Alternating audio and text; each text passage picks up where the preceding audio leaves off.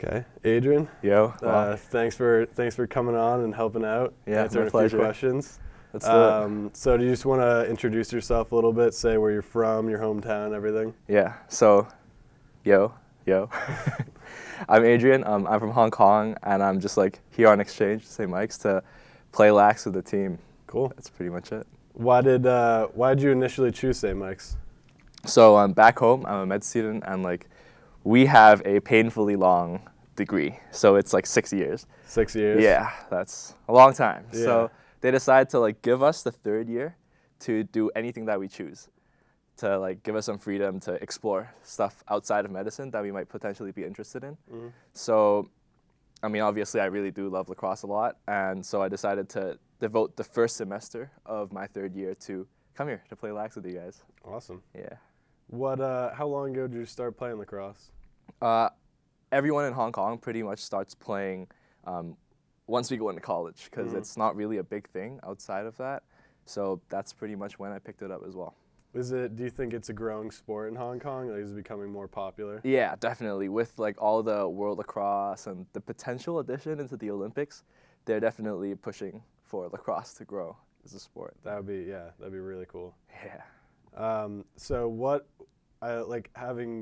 obviously you've trained with us all fall. Is there like a big difference between like lacrosse here versus lacrosse in Hong Kong versus just because it's been more like established in the United States? Yeah, I mean, as you said, like since it's a lot more established here, first off, definitely skill-wise, there's a huge difference. I mean, honestly, like I think you guys are on par with our national team, so that says a lot. But also, I think one thing that's a really important difference actually is that people in the U.S. here, like they go to college to play lacrosse, and so you guys are a lot more motivated to actually commit to the sport and like put extra hours in and stuff. Whereas in Hong Kong, it's kind of like so far it's more of like a hobby, or like just like a club that you choose to join. It's more like club lax, so the commitment levels are really different. Okay. Are you gonna eventually try and play on your national team, do you think? Yeah. I mean, I was on the U21 team, but I missed a bunch of tournaments because med exams are a thing, and for me, I do prioritize medicine over lax. Yeah. So yeah, that's why I missed a lot of the tournaments.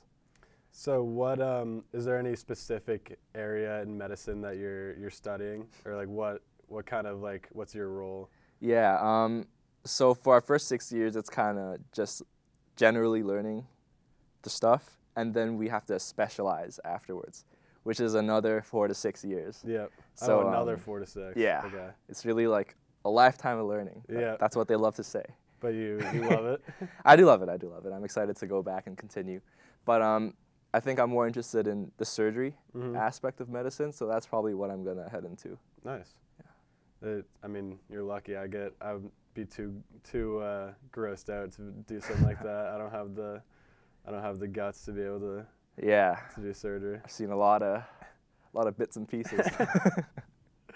All right, so kind of off lacrosse and like college and everything. What would you say is the biggest difference you see from living here for the fall versus back in Hong Kong?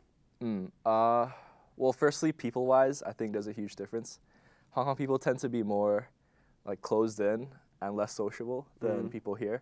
I personally really love the difference. I really like appreciate the openness, and the more like you guys are more talkative, it's just a lot easier to get on with people here, I think. But also like environment-wise, I also really appreciate like there's no open space in Hong Kong. Yeah. And like the countryside here is just great. Yeah, I love it.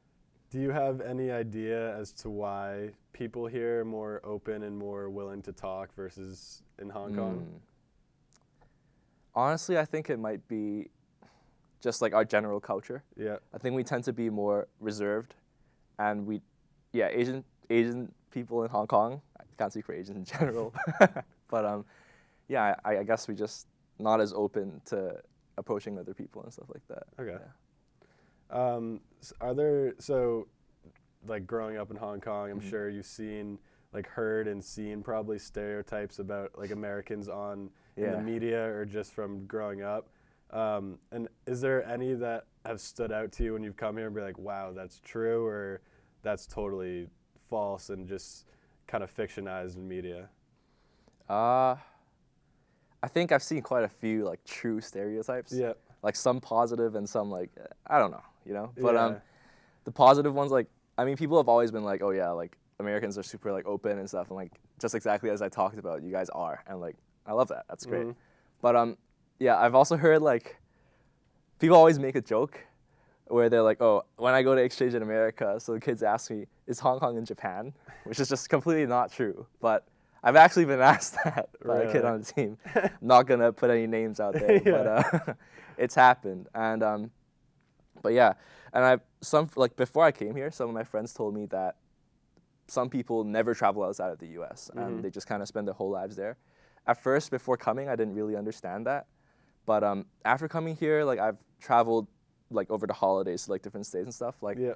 I can actually kind of understand that, as crazy as it might sound, because like the U.S. is actually just imperceptibly huge to me. Yeah. Because if you look at Hong Kong on the map, it's like you can't even see it. Yeah. So like I can kind of understand now how some people just never have to travel out.